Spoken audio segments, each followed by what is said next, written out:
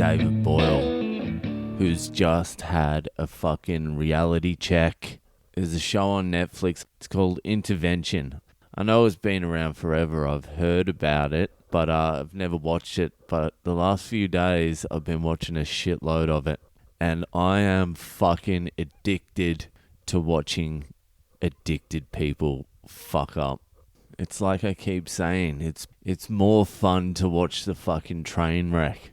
Man, but it really puts shit in perspective for you. Because you're like, fuck, my problems really aren't that big.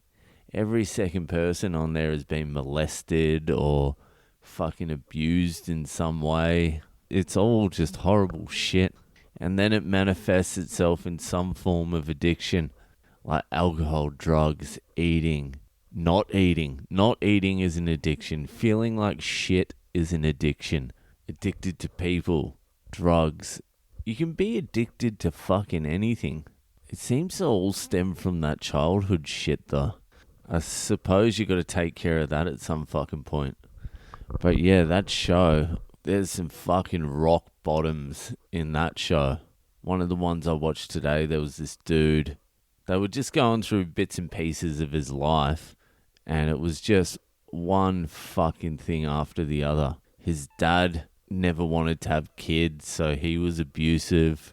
His mum left his dad and then married some other dude who was another alcoholic and who used to beat the shit out of her in front of the kids. And then his brother died.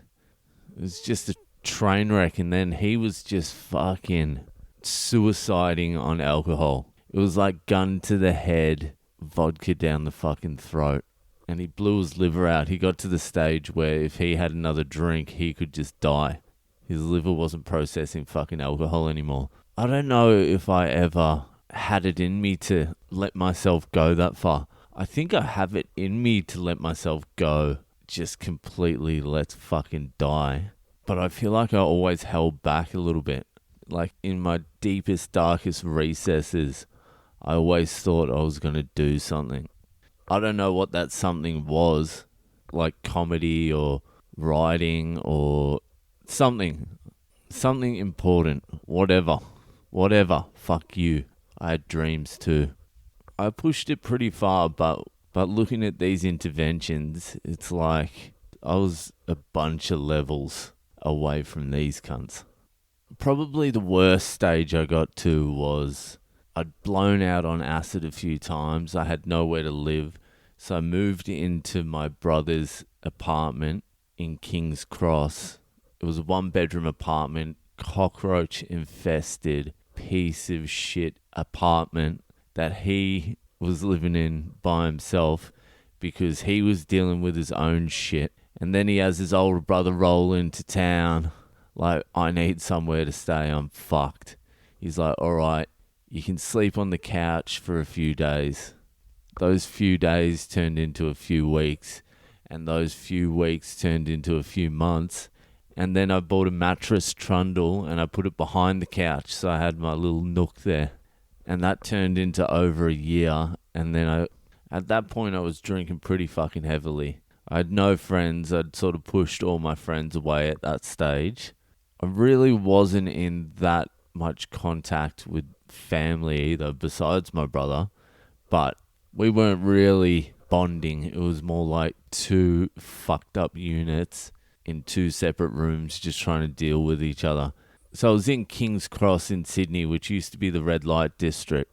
Now it's just a gentrified shithole, but it used to be strippers and drugs and drinking, and it used to be fucking great. So I used to go out drinking by myself. Then I started getting to know the homeless people around there. And so I started drinking with homeless people. I don't know what my fucking theory was behind that. I thought they were the real livers. I was like, these guys get it. Fuck the system, man. Fuck the system. They get it. I'm not talking just down on their luck homeless people. I mean yelling at fucking buildings. Like psychopathic yelling. There was this one guy. He was an old dude. He's probably still around there. He was fucked. Like, you couldn't get anything out of him. So I used to get drunk and I used to walk past him. I used to buy him a 6-pack of beer and a pouch of tobacco, and I used to leave it there with him. And then one night, I was like, fuck it, I'm going to drink with this guy. And he's just yelling swear words. There's nothing, you can't get through to him. He's completely fucking insane. So I sat there and he was just swearing at me, saying fuck off. Like, fuck, what the hell? Like, fuck, hey, what the fuck do you fuck? It was just crazy shit.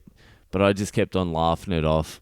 After I sat with him for like maybe about 3 or 4 hours drinking with him, and he's just swearing. You can't get anything. Like, I'm talking this guy's fuck. After about 3 hours of sitting drinking with him, I started asking him some like weird fucking questions. Then he started answering them as who he used to be, like the real person he is. And then he would slide back into this crazy dude swearing at the lamppost. I forget the exact questions, but they were deep. They were deep at the time. I really unlocked this person. At one stage, the real him came out and he recited some poetry, like word for word, as like a beautiful poet, and then slid back into, I'm like, all right, who the fuck is the real person here? What the fuck is going on? And I continued drinking with that guy, I would say about 3 nights a week for a few months. And I slowly started going insane, I think, because I thought that was where it was all at. I really did think everything was going well at that stage. I was like, I'm here with the real people. Nothing can get more real than this. Even then, I still, in the back of my head, I knew I could fight my way out of it. I knew it was just a thing and I just needed some time. So yeah, just watch this intervention. It just makes me not want to whinge about my situation anymore. Because there's always someone fucking worse off than you. Trust me, there's no fucking bottom to it. There must be a bottom. There must be someone who has lived the worst life ever. There's got to be someone. Like they were, I don't know, a fucking heroin addicted rape baby. And then I don't even want to go into what the worst life ever would even look like, to be honest with you, because even just a normal fucking life is pretty fucking rough. Alright, that's enough for tonight. I think I'm going to be doing a little bit less complaining on this fucking thing now. But anyway, add me on Instagram at Boyle Comedy. I'm also on Facebook and Twitter at Boyle Comedy. And if you can do us a fucking favor, leave us a rating and a review and subscribe to this podcast. Tell your alco friends about it. Alright, see you later.